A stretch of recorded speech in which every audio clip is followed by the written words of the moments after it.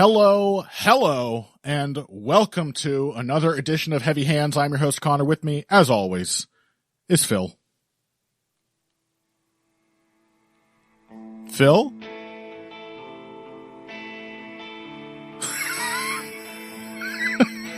Phil?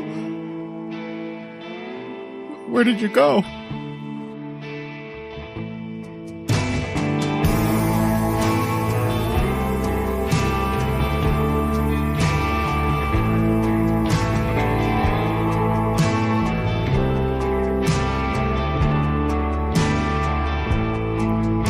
Hello, and welcome to another edition of Heavy Hands. I am your host, as always, Connor, and with me, as always, is Phil. Yo. Oh, thank God. You know, Phil, I returned from my brief. I just went to get my drink off the counter, came back, started the episode, and I said, and here's Phil. And you weren't there. I was very scared. I was very scared and alone. So, I'm here, Connor. Thank you. I'm feeling a crushing relief that you're with me again.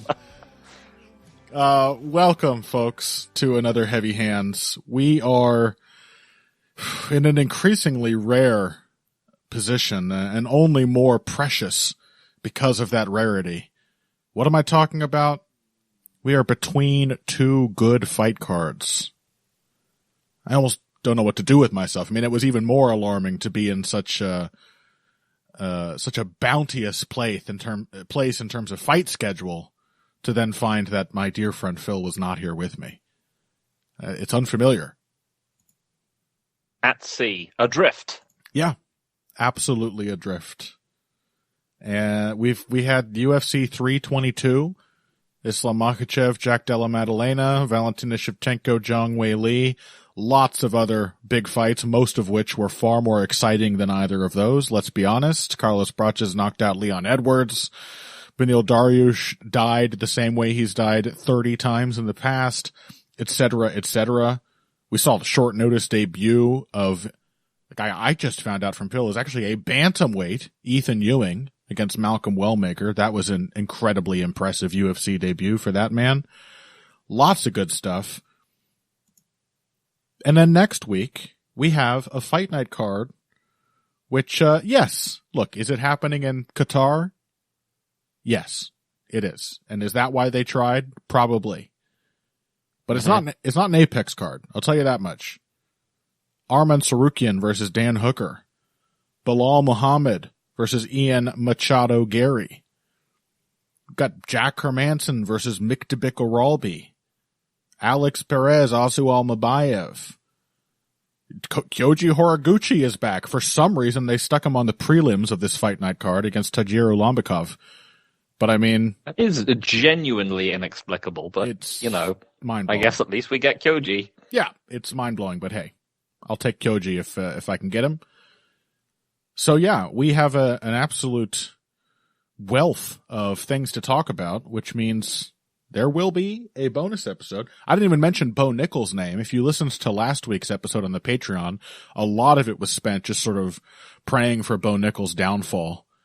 And not only has he sort of, refreshingly, I think, become a more authentic version of himself since the backlash. Like, I instantly hated him less when he was, like, being angry, but also was, like, saying, frick you mother frickers or whatever. Mm-hmm. I'm like, that's Bo Nickel. He's like a mean, arrogant guy who's also, like, constrained by American puritanical upbringing. That was authentic. Yep. Bo Nickel, and not only did he have an impressive performance, it made me like him more.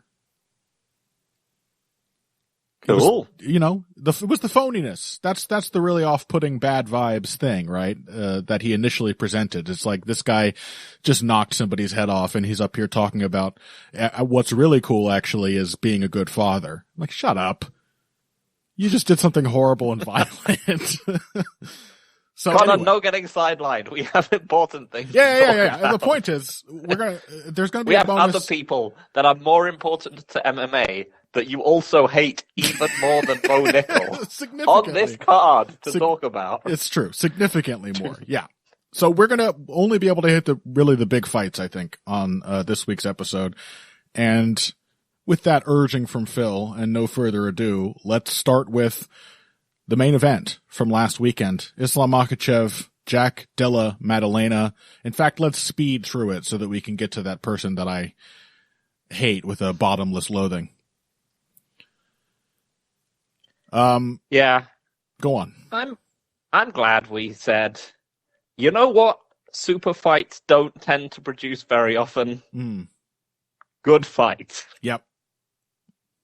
Whatever the reason, they tend to produce weird, awkward, stylistic mismatches where it just gets revealed that, like, under the weight of, well, you know, actual weight and, you know, differing dynamics in different divisions and sort of the loss of information from all parties concerned. Excuse me, Phil. I'm sorry for that. Blimey, what was that? I'm so sorry. That was, I'm sick. Sounded like a hole being torn in reality. Yeah, I'm just sick. Excuse me. Okay. Yeah, it just ends up being, you know, a sort of pedestrian one-sided drubbing, a points match, a sudden obliteration. You know, the amount of Volk Makhachev ones you get is very small. Yeah. And we saw that again this time with, like, both the main and the co-main of this card. Yep. Though they have essentially the opposite dynamic. Zhang Weili going up in weight gets completely dominated in the grappling. Islam Makhachev, more impressively, I would say, goes up in weight, still dominates with the grappling. I say more impressively. The other thing, which I'm also glad we mentioned, is Jack Della Maddalena a good wrestler and grappler? Mm-hmm. And why is this the time that Islam Makhachev has chosen to go up in weight? Is it 155 is getting hard for him? Maybe. He looked perfectly capable and had great conditioning and everything. But also, I'm glad that we did not forget that Basil Hafez fight. We got plenty of comments from people being like, you guys are fixating on this. It was short notice and so on and so forth. And I'm like, look, guys on short notice who have good wrestling training still display better instincts than Jack Della Maddalena did then. And I think we could see that weight class change or no, Makhachev is just on an entirely different level. Not just with the wrestling and grappling, but in all the ways he gets there. And all the good work he can do on the feet to set it up. Yeah. I'm glad we didn't say as we said, like, this isn't Islam moving up to fight prime Kamaru Usman. I mean, right. He could have presumably moved up to fight prime Kamaru Usman at some point, and there's a reason he didn't, and there's a reason why, you know, Ali is calling to do Islam versus Usman at the White House card. One of those wonderful legacy fights that people love to put together, like Stipe Jones. Why he's calling for it now and wouldn't be calling for it then. Yeah, whatever you said about Della Maddalena, like, improving wrestler and grappler would definitely be one of those things. But cast iron defensive grappler would definitely not be it. Yeah. But that being said, like, this was one of the good things about this, you know, obviously being a very good, well-booked, meaningful card, is that the meaning can carry the weight when the fun can't. Yes. Because, you know, were these fun fights at the top? No. Yeah. Were they meaningful, impressive fights? Yes, absolutely. Most certainly. Yeah. And I also want to get into because this, I would not call Makhachev Della Maddalena a fun fight either. However, I did find it much more compelling and enjoyable live than the co-main event. And I want to get to the bottom of, like, what's the reason for that other than obviously sexism? Mm-hmm. I do hate women. I mean, let's not make there's no bones about that. But aside from that, in one woman in particular, yeah, but she's just sort of the haunts avatar your dreams for my mother and my mean aunts and the nuns, everyone. Yep. But why was this? Was it genuinely more compelling? I think it was. Because I think... Yeah, I mean... yeah, go on. You tell me. Well, I mean, one, it was someone taking a flawed approach from an opponent... taking a flawed but functional approach from an opponent, and then using exactly the right tools to crack it open and make it look like an unwinnable style matchup. And the other one was someone fighting an unwinnable style matchup. Yeah. Yeah, that's basically it to me, is that Islam's application of his tools and the way he approached the fight were extremely impressively utilized against someone who has been shown to be able to beat at least nominally this kind of opponent before. Whereas Weili Zhang, it was just oh yeah, you just physically can't handle you physically cannot handle Valentina Shevchenko, and also you're just still not a good range striker. Yeah. Or a particularly technical grappler from the bottom either, I think was part of the problem. And I think that's also part of the reason why I found myself enjoying the experience of watching this one live, because not only was Makhachev doing just an amazing job of utilizing his striking and then finding every time he shot, it was the perfect time to shoot. There wasn't a single ill-timed attempt to bring the fight to the ground, but he was also being forced to deal with things from top position much more frequently than we saw in the co-main event.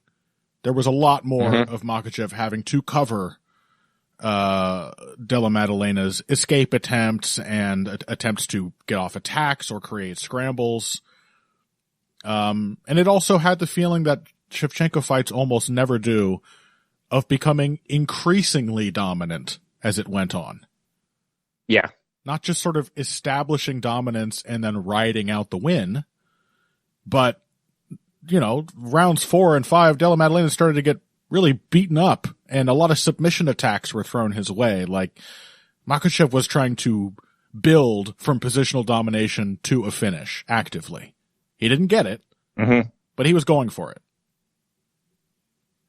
So, I don't know. I just found it a lot more intellectually satisfying than the it was... Yeah, we talked about Valentina before this, is that, she's the rock against which the waves must crash. Yeah. And I don't think necessarily that was what we saw from Makhachev.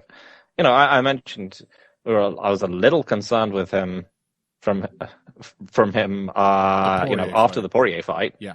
And this was going to be against someone who was bigger than Poirier, who was in their physical prime, who's just gotten off fighting a tough wrestler grappler for 5 rounds. But yeah, if he was just going to turn up and he wasn't going to be as physically potent at this weight class, that he could just end up getting knackered. And, but yeah, I think as you said, his takedowns were perfectly timed. He came totally prepared for the close stance matchup. We talked a little bit about how, potentially the close stance matchup is going to be neutralizing his range weapons a bit, which are the body kick and the head kick switch up. And he just fought in the close stance and then immediately butchered JDM's leg. Yep.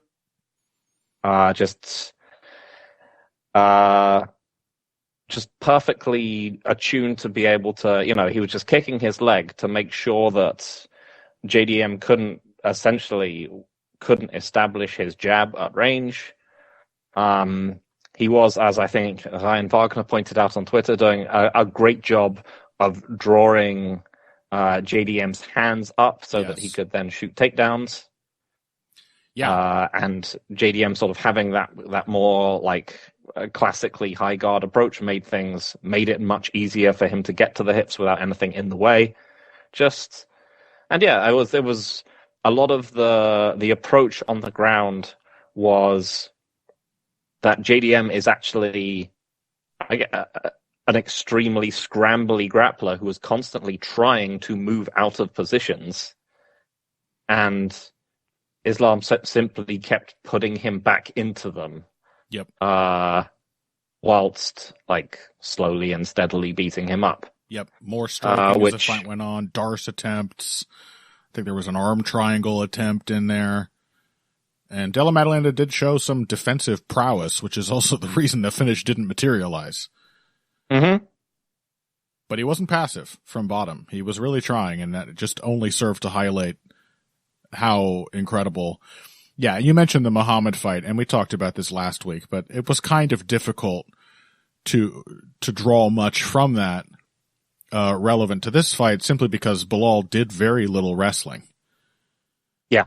Not until the closing minutes of the fight, really, did he start, and he did successfully gain top position on Della Maddalena a couple times. But I think you could also see a point that we made here, which is that, I mean, some of these scrambles would have and did work on Belal Muhammad.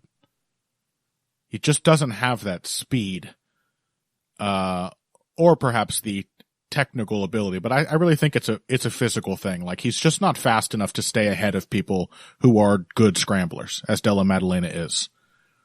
Mm-hmm. And Makhachev is just not losing any of those positions. In fact, at one point, Della Maddalena went for that whizzer kick that he surprised Belal with, and it at least allowed him to escape a clinch. And in this case, it just got his back taken immediately. Yep. You know, just every single idea he had was anticipated and snuffed out by Islam. But I want to continue to highlight the striking, and it might seem like a strange thing to fixate on in this fight, but I just thought there were a lot of brilliant examples of all the parts of a striking game that probably many people don't really think of as striking. Islam did such great work with his footwork, maintaining distance, not allowing Della Maddalena to line up on him to access his center line. He was so good with his feints. There were very few takedowns which were set up by him throwing an actual combination. It was just feinting, and as you said, getting Della Maddalena, bringing his guard up and shooting with perfect timing right underneath it. And also all the work with the hands to set up those calf kicks, which were devastating after just a few of them because they were perfectly timed when Della Maddalena had all his weight on the front foot. And just like the takedowns, they tended to come when Islam had gotten the read that Della Maddalena was about to tighten his guard and kind of brace. Because Islam was using the hand feints to draw his eyes upward, also to alleviate the pressure Della Maddalena was trying to put on him, and to distract him from his real intentions, the calf kicks and the takedowns. I just, it can't really be said enough, given that he is obviously a masterful wrestler and grappler, that Islam Makhachev is also a genuinely good striker. Yeah, I mean, as much as I was being he was slow and he looked slow and awkward in the Poirier fight, we did also talk about at the time that he did pretty much win the striking against Dustin Poirier. Yeah. As he did all the way back in that first fight with Volkanovski. And then, of course, knocked him out in their rematch. Yep. But even when it's not scoring knockouts, just all the technical niceties, this guy understands striking. He understands how to position himself, how to gain initiative, how to set things up, and how to get away, what he's vulnerable to in whatever position he finds himself in and how to react. All these specific techniques may not be perfect. Islam certainly looks at the floor when he's doing head movement a lot of times. These things are not perfect technically speaking, but the way he does all of his techniques in the feet really reveals that he has a deep understanding of the flow and rhythm and the game of initiative that takes place on the feet. Mm-hmm. Yeah, I mean, I'm struggling to remember, like, did JDM land any clean strikes on him, really? Yeah, there were a couple. During, there was like one exchange somewhat early where Islam took a pretty clean one on the chin. But honestly, I think the stats are like embarrassing for Della Maddalena. Mm-hmm. Let's quickly find them. Because I think it was like in the range of like 10 significant strikes. Yeah, that sounds about right. 18. But yeah, I mean, yeah. But yeah, and I think, you know, there's going to be some retrospective stuff about how actually this was, you know, a terrible matchup for him. But even if you were expecting Islam to win, unless you were like one of the, you know, most hardcore, like, Dagestani meat riders out there, you were not expecting it to be this. Just like a flawless, complete victory, which only got more dominant as it went on, and had it gone on any longer, would have very likely resulted in a finish. I mean, he might not have, like, finished Jack's, like, physically, but he certainly did look like he had crushed his soul. Absolutely broke his heart. Like, he was looking pretty... it was funny that we talked about, like, the difference between JDM and Robbie Lawler. Robbie Lawler, yeah. We're like, well, Jack, actually, I think he enjoys the grappling. Not by round 3 and 4 of this fight. No.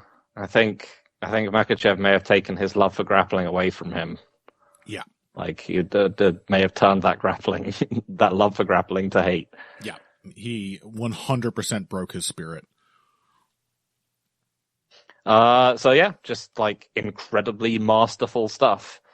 And yeah, Makhachev just, I mean, by now is just like moving into incredibly rarefied air as a fighter. Yeah. All I want to see now is, like, good fights. Like, that is the one stain on, you look at Makhachev, his skill set, and when he gets a matchup that even in retrospect you can say that was a layup, they look like fucking layups when you give them to him.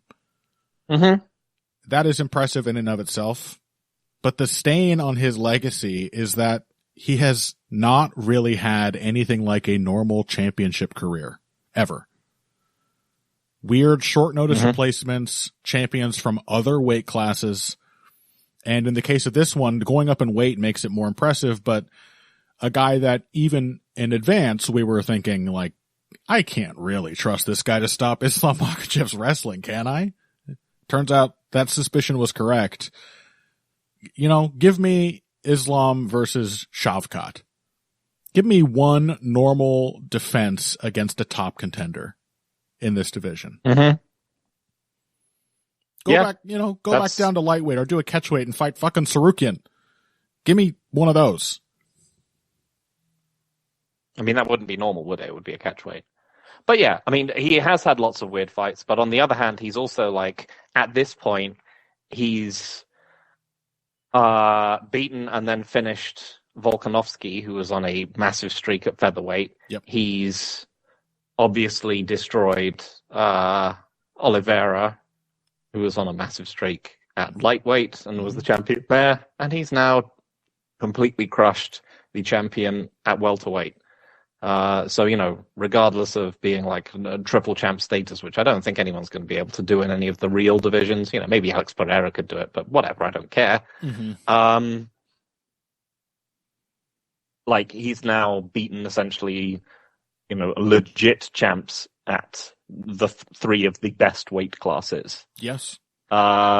Together with like having a long career where he's only lost once to a, you know, somewhat unfortunate one punch KO. I mean, he's basically, you know, he's starting to enter the, you know, the rarefied era of some of the very greatest fighters we've ever seen. If someone came up to me and they were like, I don't really, personally, I don't really care who the greatest fighter ever is. I don't think it's a question you can answer. Yeah.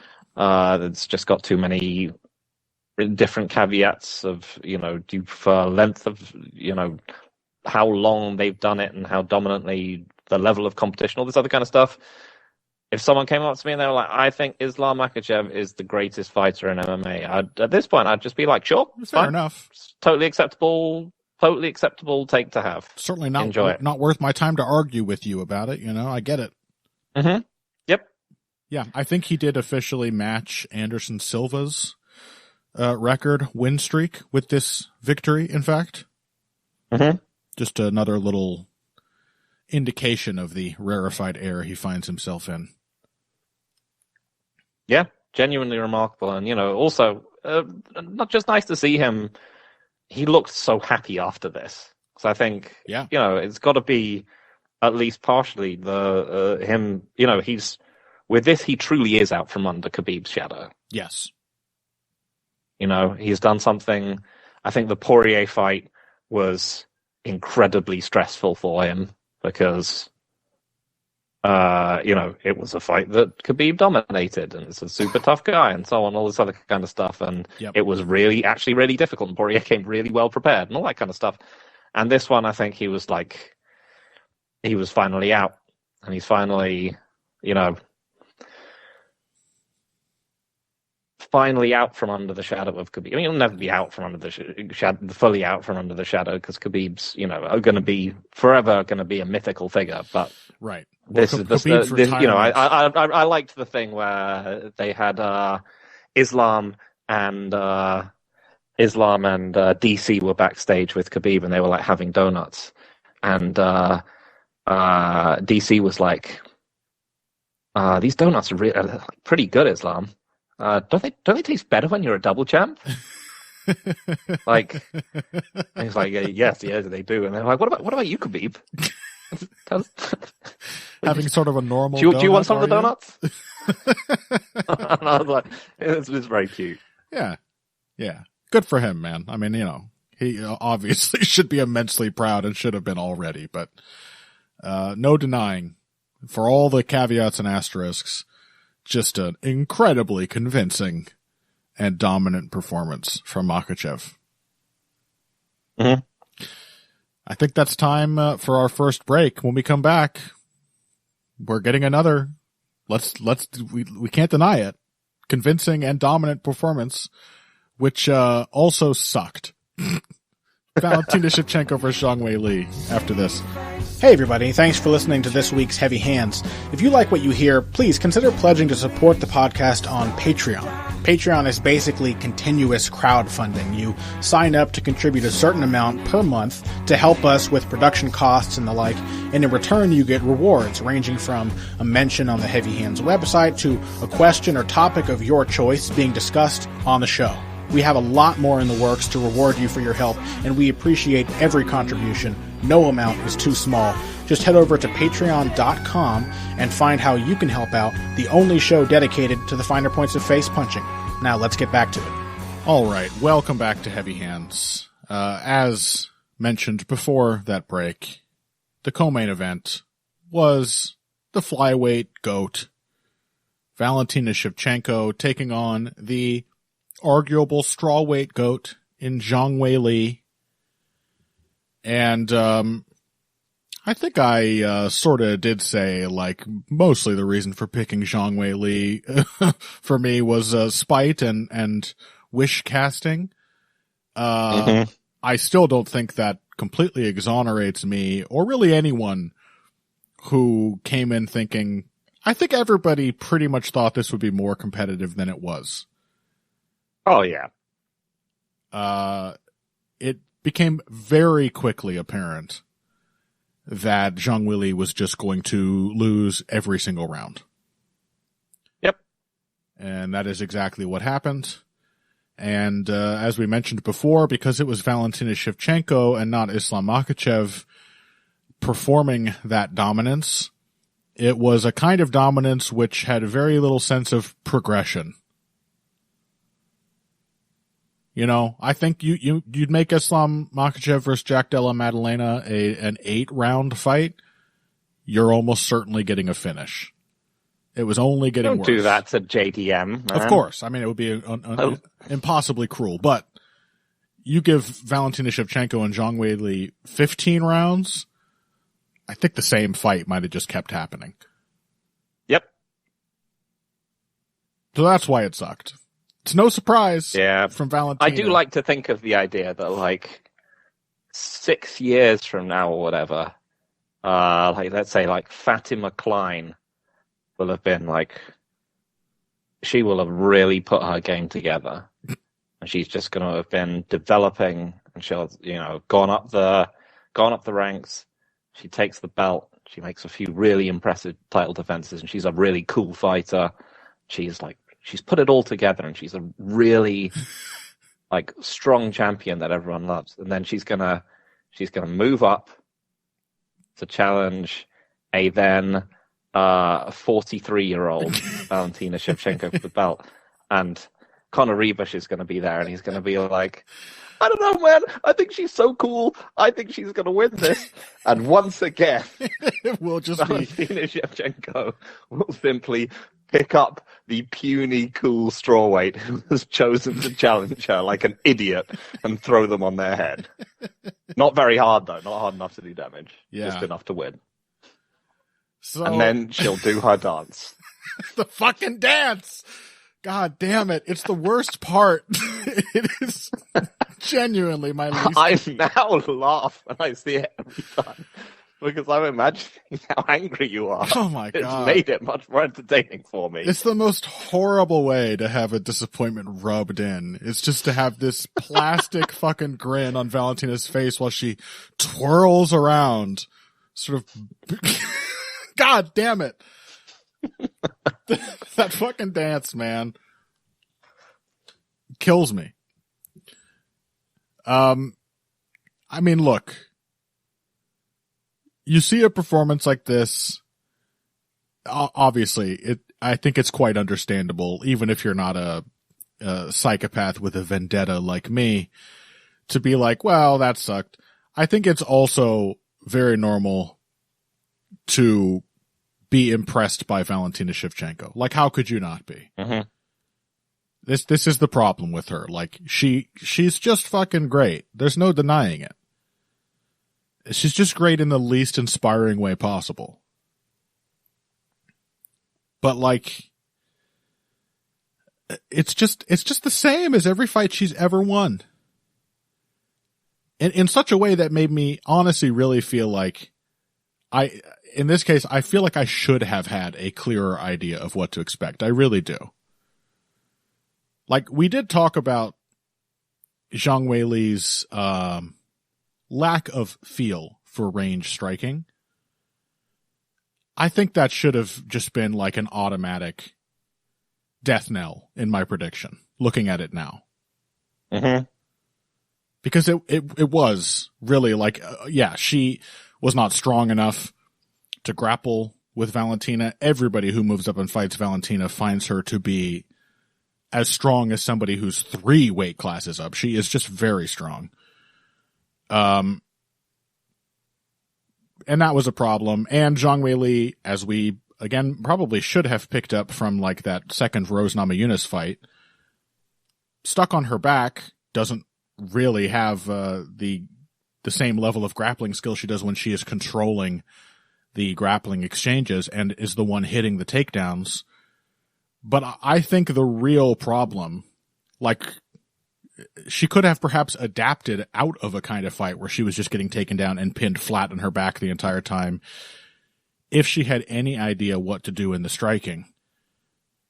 Mm-hmm. And we did mention that, like, maybe Valentina is a particularly difficult kind of opponent for Zhang Weili's team to prepare for, because they tend to cook up lots of like counter ideas to specific tactics, and Valentina just gives so little away and does so little initiating. It did seem in advance like the onus was going to be on Zhang Weili to set the pace and go for the attack.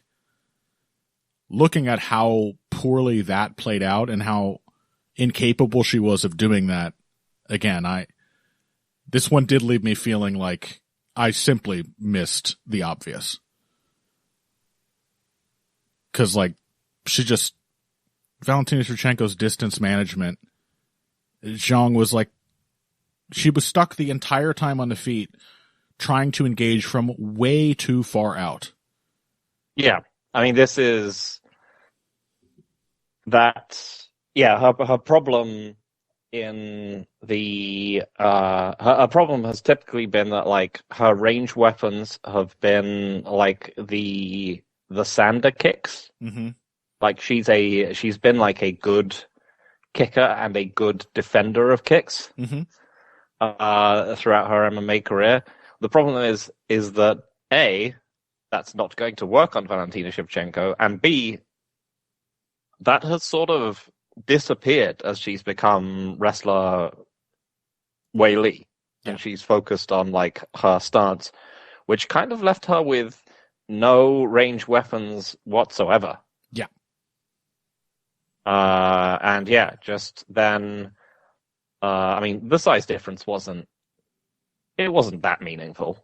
I think, a lot of people are harping on about how much massively bigger Shevchenko was than her. I mean, she was big. She was bigger than her, but I don't think it was a huge thing. But no. It was compounded by the fact that she had, she was up against someone who's been essentially able to very effectively stall out bantamweights at range, including Holly Holm. Mm-hmm. And yeah, she had none of the tools to do it. Yeah. But yeah, I thought Shevchenko's wrestling looked very good. Yep. And yeah, I mean, it was just a little bit sad to see because they've been that Zhang camp has been so good at finding the right approach, and this just looked, that core element of, like, how do you close the distance against someone who is bigger and better at holding distance than you. They just couldn't overcome it whatsoever. Like, so yeah, it just meant that she ended up overcommitting, and Shevchenko was just getting the body lock every time and taking her down. And yeah, just and once that happens, Val is happy to sit on a winning position until the end of time. Yep. She has the patience of a stone. Zhang Weili traded away all her pieces and found herself in an endgame with the Magnus Carlsen of MMA. Yep. No kidding. I mean, at least she can just go back down to strawweight and absolutely thump Mackenzie Dern. Oh, yeah. Yeah, that'll be nice. Like, that will be a style matchup like, slipping into a warm bath after being out in a hailstorm. Yep. Like, she will presumably obliterate Mackenzie Dern. But yeah, I mean, once again, it does prove that the essential truth behind that utter cobblers that Rogan and DC were talking about, which is that I think I've rarely seen a divisional jump where the physicality gap is so pronounced. Yeah. As the one between flyweight and strawweight. I did appreciate that Joe Rogan was talking about it. He did a hilariously bad job at trying to explain to DC that the percentage of body weight between 115 and 125 is much, much larger than the percentage change from 155 to 170. It took him like 4 repetitions before he used the word percentage, and DC finally understood what he was trying to say. But he also pointed out, like, and they were defending Alexandre Pantoja and his reluctance to go up and fight at bantamweight. And they were like, it just makes sense. Like, going from 125 to 135 is a big jump.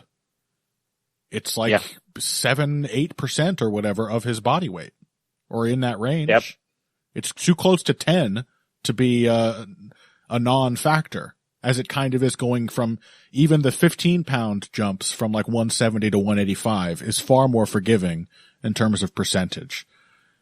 And Valentina was bigger, but it also really hurt Zhang, as I said, that she's just immensely strong for her size. Yep. You saw that when she had that fight with Joanna. Joanna's she displayed some crazy wiry strength and very quickly developed a tremendous anti-wrestling game against strawweight. And she went up and it was like a dad wrestling with his kid. Like, she's just a tank. Yeah, essentially, yeah.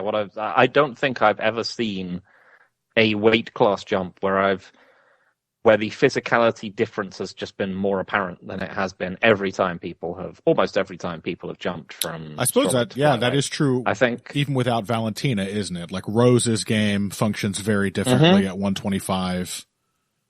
Because I was thinking like of all the strawweight champions, like she was the one that people laughed at the most in the days where she was like, yeah, I wouldn't mind fighting Valentina, whatever. Back when she was still champion, people were like, Valentina would throw you on your head. And that is true, I think. But also, she's the only one who I think could actually also beat Valentina. Because Valentina would wait around at range, and then Rose would, presumably some variation of Prime Rose Namajunas would be able to actually feint and then hit her. Yes. Like, Rose is the only one who can cover her entries and move fast enough and understands how to enter. Yeah. And how to set up shots on the entry enough to actually beat Valentina Shevchenko. Yeah. Would she beat her? No. But she's the only one who I think actually has a chance to. Obviously not anymore. But yeah, go back to my point. Yeah, I've never seen, I think. I was trying to think of other divisions, where I've seen the gaps. And, there's been lots of heavyweights who have not had light heavyweights who have not had the dad energy to go up to heavyweight. Mm-hmm. There's been, middleweights going up to light heavyweight and getting crushed. Luke Rockhold, for example, against Jan Blachowicz, or Chris Weidman against what's his face? Reyes, right? Right. I think middleweight to light heavyweight is probably the closest one I can think of where people who have tried it have just tended to suddenly look like they're a different breed. But even then, I don't think anything has been as consistent as this jump. It is really like people. It's just different. Like Joe was right. I guess it's at least partially the percentage. It's something to do with the way it plays out. Physical powerhouses at one weight class are simply not the same as the others. One of the only successful people I can think of who went up from strawweight to flyweight was Alexa Grasso. Yeah, true. But yeah, other than that, it's just clearly a very, very, very tough jump to make. Yeah. But yeah, very impressive performance from Shevchenko. Again, like Makhachev, it came on the heels of some performances where you might be like, maybe she's starting to lose it a little bit. Mm-hmm. But no. Nope. Just absolutely vintage stuff in all the best and worst ways possible. Yeah. I just want to go back and highlight again, like the striking limitations, which I think were perhaps counterintuitively a big sort of crux of this fight, which was largely dominated by Valentina's grappling.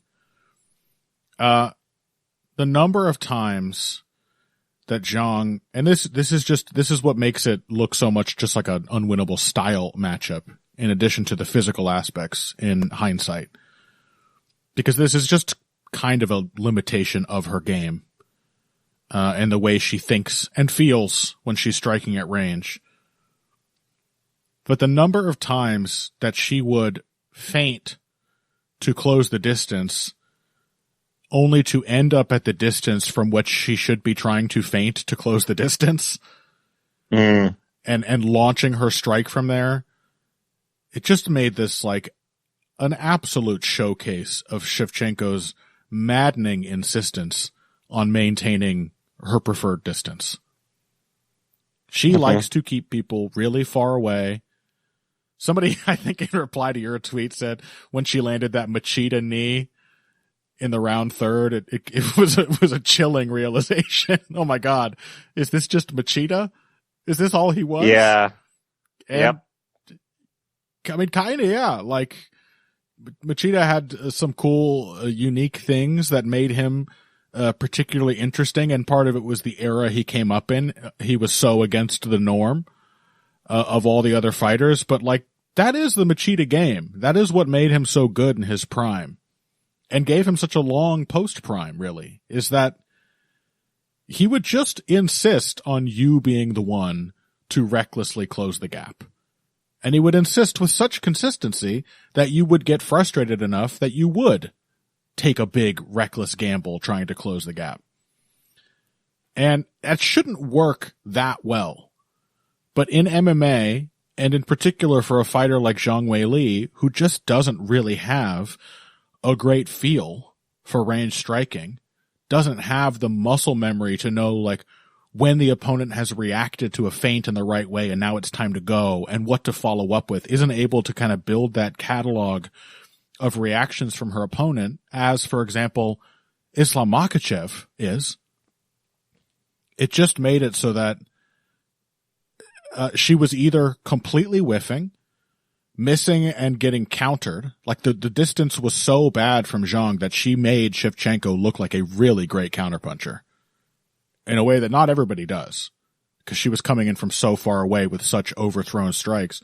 Or it caused her to repeatedly overthrow and crash into the clinch, from which she was immediately taken down. She just could not find her actual range at any point through this entire fight. That is a good way to lose a fight. Can't find your range for 25 minutes, and for like 18 of those minutes, you're also being held on your back. No way to win that. No. Yeah, as you said, like, she's not able to scramble up, overcommitting, just, threw her into the body lock over and over again, because she had to just sprint to catch Valentina. And it did look unwinnable. Still a great fighter, but a highly dispiriting outcome. Yep. So that's the and again, event. like I said last week, I think Shevchenko simply is the greatest women's fighter to ever do it at this point. Yeah, I know Nunes knocked out.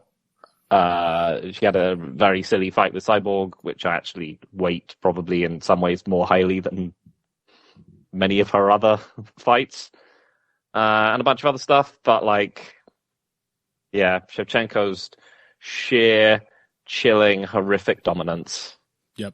I don't think you can really, against, frankly, I mean, as impotent as Zhang looked in this fight, she's still a very good fighter. Yeah. It may have turned out to be a very bad style matchup, and a tough size difference and everything else, but we have seen her win plenty of fights very, very impressively. We know she's great. She's a great athlete on top of that. And when it comes to legacy, what's more important than consistency? Yep. So another 6 more years for Valentina. Yep. And then just enough to give you hope that who was it? I said it would be Fatima Klein. Yeah. Could dethrone her. Well, shoot, the good news is that Valentina will inevitably die. Someday. I mean, I hope. Yeah. Something to look forward to. That seems possible, yeah. Maybe she won't. She'll just keep death at a frustrating distance. Death is simply too charmed. Yeah, well, by her dance. They say death challenges you to a chess game. He might be in trouble. Yep. Very good. Come on, Valentina. This is a theoretical draw. 40 moves later, she makes a queen and wins. What the fuck? Oh. Well, there you go. You know, no question, her greatness. Not fun. Not fun to watch. Well, let's take a break on that note. When we come back, we will be talking about next week's main event, I'm sure. We'll also be talking about a bunch of other fights, which will inevitably become a bonus episode, because like we got to discuss Bo Nickel, we got to discuss Praches versus Edwards, we got to discuss lots of other stuff from this card, Ethan Ewing, etc. But up first and foremost, Arman Tsarukyan versus Dan Hooker after this. Financial support is fantastic, but there are other, even easier ways to support Heavy Hands. Perhaps the best is by spreading the word. We know our fan base. You're all cool, popular people with serious social media presences. You're tastemakers and trendsetters. Okay, there are one or two of you that don't fit that description. You know who you are, but no matter what, you can always help us out by telling folks about the show. You can also give us a positive rating and review on iTunes and things like that. We rely on word of mouth and positive feedback to grow and improve, so thank you very much for your time and your help. Now, back to the show. All right, welcome back to Heavy Hands. We are first going to hit the main event of next weekend's fight card. They are really cramming the month of November with all the good fights they could muster. In fact, there's another pay-per-view coming up after a week break at the start of December, which also looks very good. So they just saved it all for the end of the year. And thanks. Yeah, thanks. Like I'm not getting any other good shit from people at this time of the year, right? Mm-hmm. Come on. I'm not going to forget the rest of the year. Yeah. If you just put all of this good stuff here. Yeah. It's like me with my fucking mom, right? You think this new car is going to fix all the, you know, stuff that all the neglect, all the stuff. Get out of here, Valentina. I mean, Mom. But Arman Tsarukyan, Dan Hooker, that's the main event we've got around the bend. And, you know, it's not Arman versus Islam. I'm still, a little bitter. We never got to see that rematch. I spent years looking forward to it after their first encounter, which was basically as incredible as a completely grappling-based fight can be. And Tsarukyan spent all that time improving and fleshing out his game, becoming much more violent, and we're probably never going to get it. But hey, Arman Tsarukyan is still making his name as a legit lightweight contender with or without Islam Makhachev. And here he is against Dan Hooker. Albeit quite slowly, unfortunately. Yes. He doesn't fight very often. It's true. He is still just 29. So, you know, he might be peaking right now, physically and technically. But, yeah, he does tend to fight. Actually, it's just recently there's been the big lag. I think it was due to the Islam fight falling through. Yeah. He fought twice in 2023, 3 times in 2022. It was just the one last year, and then he hasn't fought since April of last year. It has been a very long layoff. Yeah, he weighed in as the backup for the Topuria Oliveira fight at UFC 317. But otherwise just has not been active. So what do you think of this one? I mean, I think the obvious read is that probably Arman, being a veritable Islam Makhachev level grappler, is probably going to be difficult for Dan Hooker to handle. Yeah, I would assume so. I think this is, I mean, yeah, this fight I feel has been booked Because, for whatever reason, Arman, I guess the way he looks, he's sort of packaged in with the sort of Dagestani group of people. Mm-hmm. And this feels like they've given him a matchup in Qatar where people will be like, yeah, I would like to see a guy like that get a win. And Dan Hooker, he's a fun game fighter that people know, that you can pick someone like Tsarukyan to beat. Mm-hmm. But also, it is a bit of a tricky matchup, I think, in some because Dan Hooker, as we've kind of seen in a few fights now, is not the world's best defensive wrestler. But his game is built to be very scary to defensive wrestlers, to offensive wrestlers. And we talked about this when he fought Makhachev himself. And as it turned out, he got absolutely destroyed. Because, I mean, at that point, we certainly hadn't realized just how good Islam Makhachev is. Yeah. But he's big, he's tall, he fights from a very, he fights long. He doesn't fight tall. He has his hands out and does not, meaning he's kind of ready to throw short dipping shots in a kind of vaguely George Foreman-esque way if people try and, without much wind up, when people are standing at the range where they would like to shoot on him. Or he has Nick Diaz, for that matter, the half extended lead hand jab is right there and ready to go. Yeah. He's got a guillotine, step knees. He has a series of traps that you must negotiate before you want to take him down. He's also quite a good and certainly a very willing scrambler. Mm-hmm. He's just a violent dog. And it is worth noting that Arman Tsarukyan's game, it's still hard to know what the best constituent parts of it are. Mm-hmm. Apart from, the sheer physicality and the scrambling. You're like, what is the core of Arman Tsarukyan's game? Because he can be an extremely effective wrestler. Mm-hmm. He's still a very dexterous, dangerous kicker from long range. He's learned how to jab and throw in combination more, hit harder, better transitional fighter.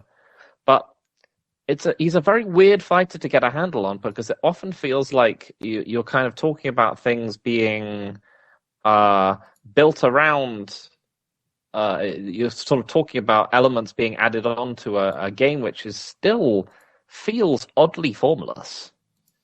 Yeah. I know that he's a very good, effective top position grappler. He did out grapple Charles Oliveira. And that is sort of the thing that he is best at.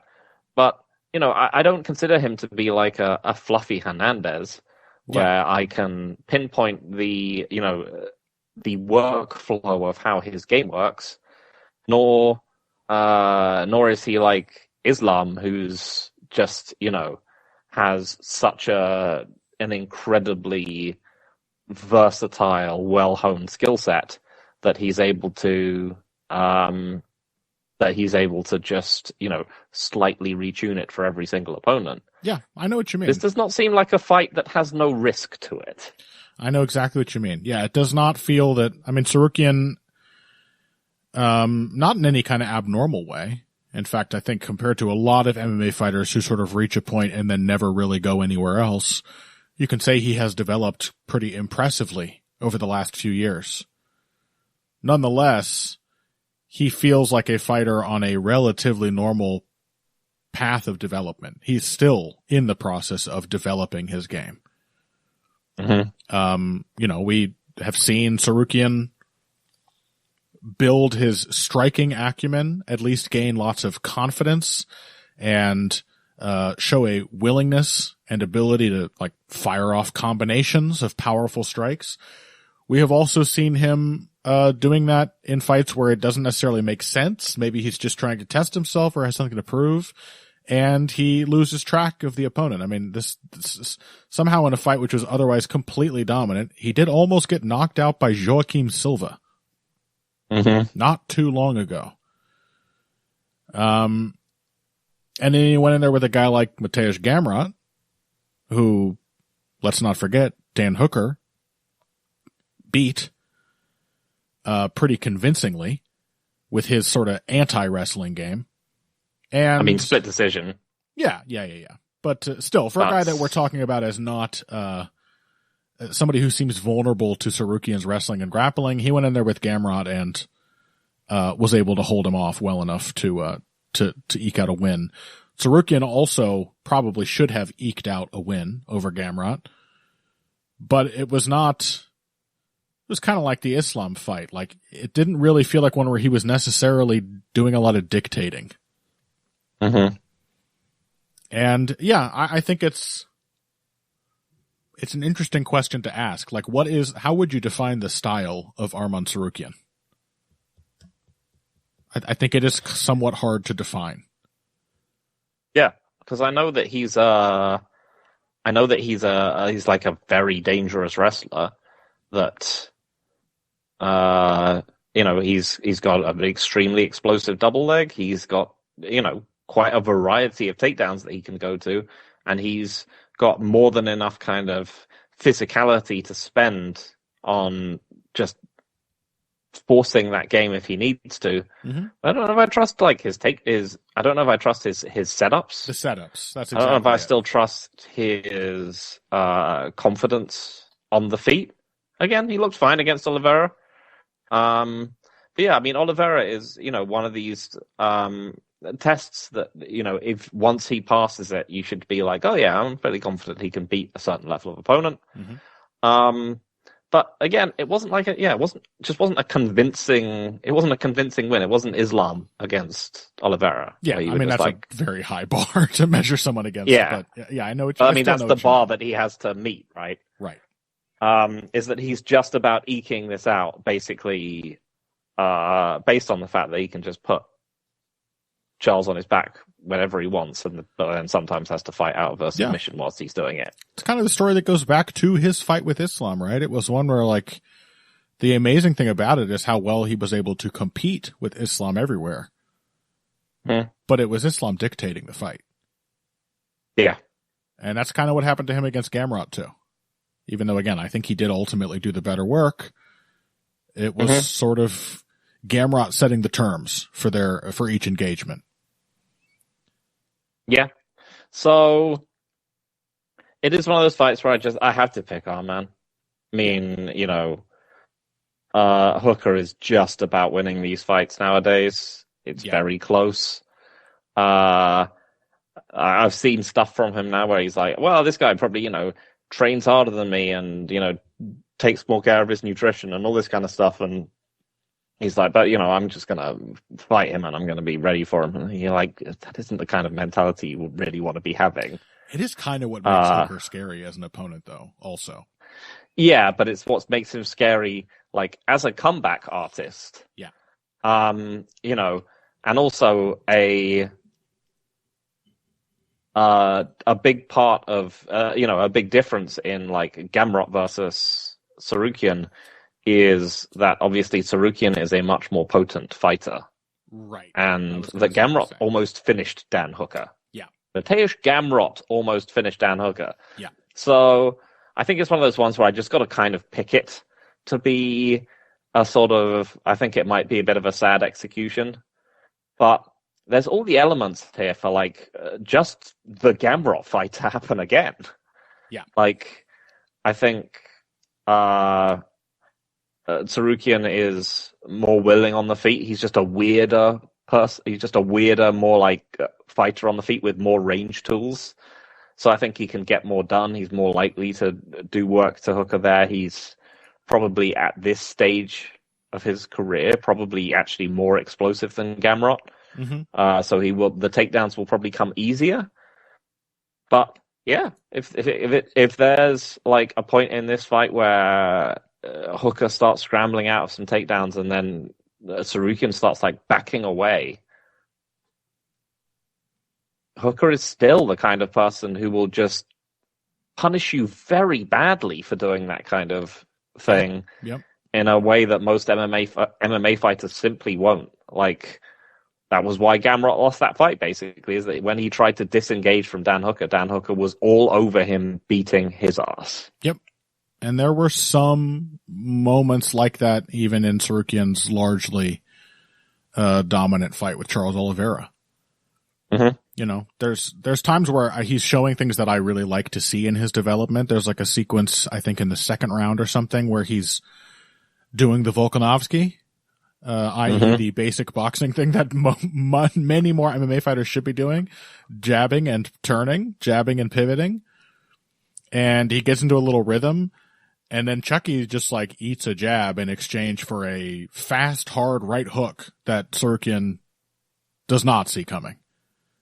Really kind of knocks him back on his heels. Like, he just does not have, and again, this is a very high bar. There are very few people with this kind of martial arts background who do develop this level of skill, but he does not have a feel for striking like Islam does. It still ends up feeling very rote, where he will attack in sort of preset combinations.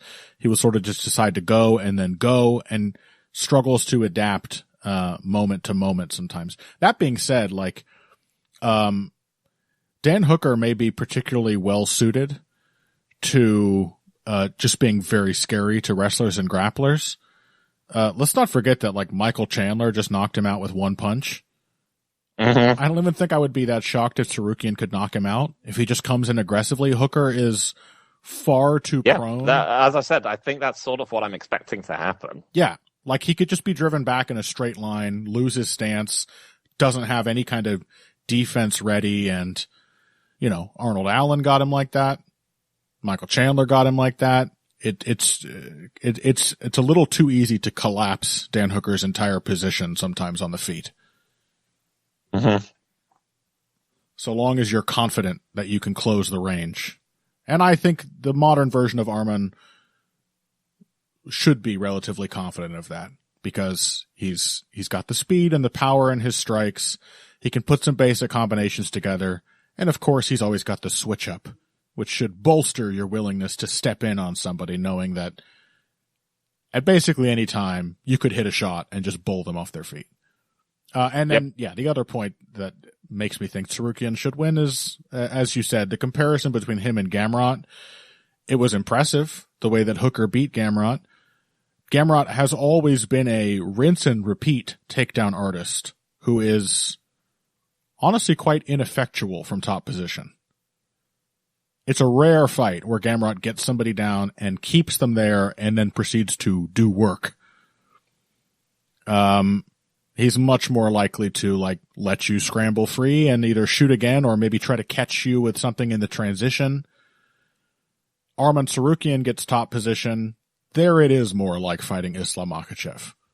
You are going to be locked in a brutally uncomfortable place where he will build and do more and more damage and attack more and more submissions as the fight goes on. So it looks to me like a fight where Arman Tsarukyan could honestly win anywhere, and also could very definitely lose on the feet. Yep. But yeah, can't in good faith pick Dan Hooker. No. So I think that is everything from this glorious and all too rare position between two killer fight cards. Of course, next week, I trust we will have plenty to talk about in the aftermath of Tsarukyan versus Hooker.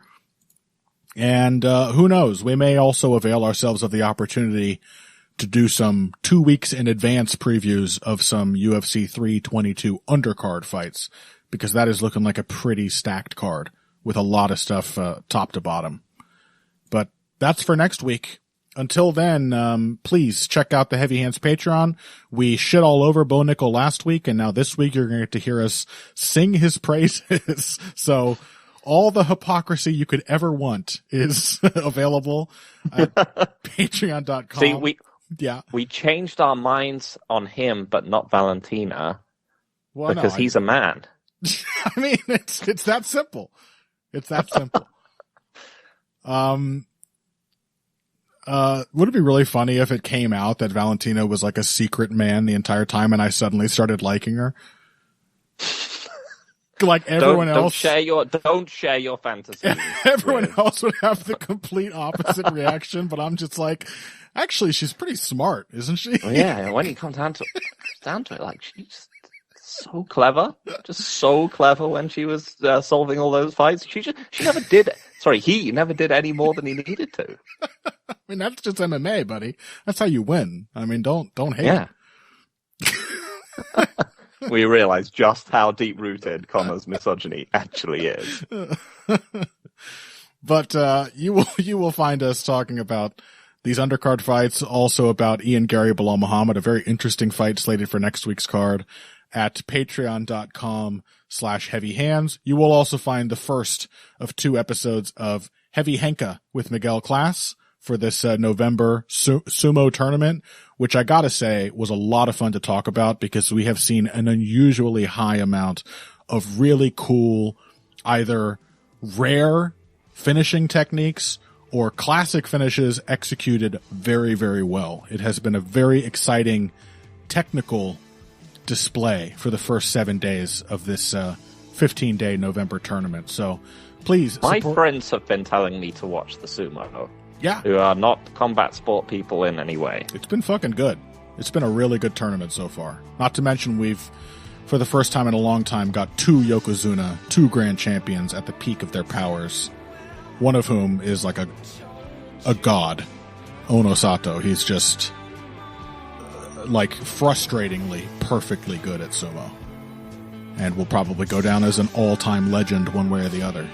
But it's been good. Never been a better time to get into sumo. And you can find me and Miguel talking about that also on patreon.com/heavyhands. Find us on social media, Eva Greg Jackson, Boxing Bush. Those are our handles on Twitter. And until next week, if you came here today for the finer points of face punching, you came to the right place. This has been Heavy Hands.